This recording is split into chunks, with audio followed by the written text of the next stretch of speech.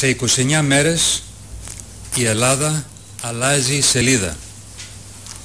Στις 17 Σεπτεμβρίου η νέα κυβέρνηση του Πασόκ πιάνει δουλειά. Δεν περισσεύει ούτε μέρα μετά από τα 4 χαμένα χρόνια της Νέας Δημοκρατίας. Δυστυχώς η κυβέρνηση Καραμανλή ήταν η χειρότερη κυβέρνηση της μεταπολίτευσης. Παρέλαβε μια Ελλάδα με αυτοπεποίθηση, με προοπτικές, με το κεκτημένο των Ολυμπιακών Αγώνων. Αλλά η κυβέρνηση Καραμανλή πρόδωσε την εμπιστοσύνη του ελληνικού λαού. Σήμερα φεύγουν. Φεύγουν επειδή δεν αντέχουν το βάρος της λαϊκής αγανάκτησης και τη γενική κατακραυγή. Φεύγουν. Φεύγουν διότι δεν αντέχουν τα αδιέξοδα που οι ίδιοι δημιούργησαν.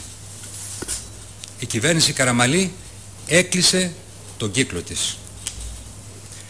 Και ο λαός απαιτεί να γυρίσουμε σελίδα. Και οι πολίτες ξέρουν να κρίνουν και να συγκρίνουν. Και η απάντησή τους είναι ξεκάθαρη. Φτάνει πια. Φτάνει πια η κοροϊδία.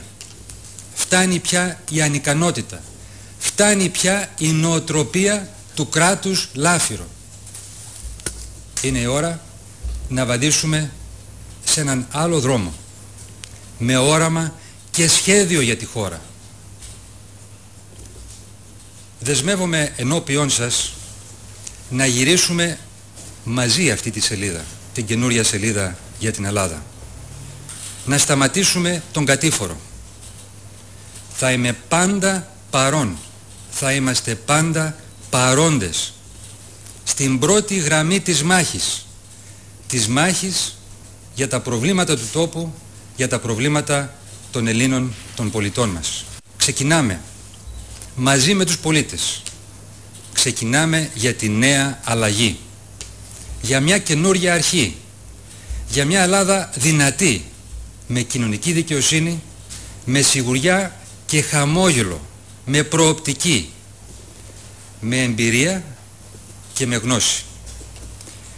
Με ολοκληρωμένο και συγκεκριμένο πρόγραμμα, με δεσμεύσεις και λύσεις. Δεσμεύσεις και λύσεις που εγγυώμαι θα κάνουμε πράξη μέχρι την τελευταία λέξη, μέχρι και το τελευταίο ευρώ.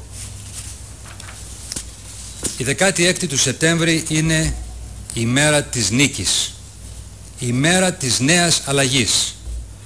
Από τις 17 του Σεπτέμβρη η νέα κυβέρνηση του Πασόκ πιάνει αμέσως δουλειά.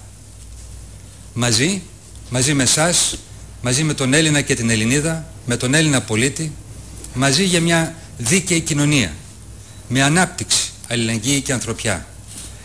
Μαζί για μια δυνατή Ελλάδα, με φωνή, ταυτότητα και πρωτοβουλίες. Μαζί για την νίκη.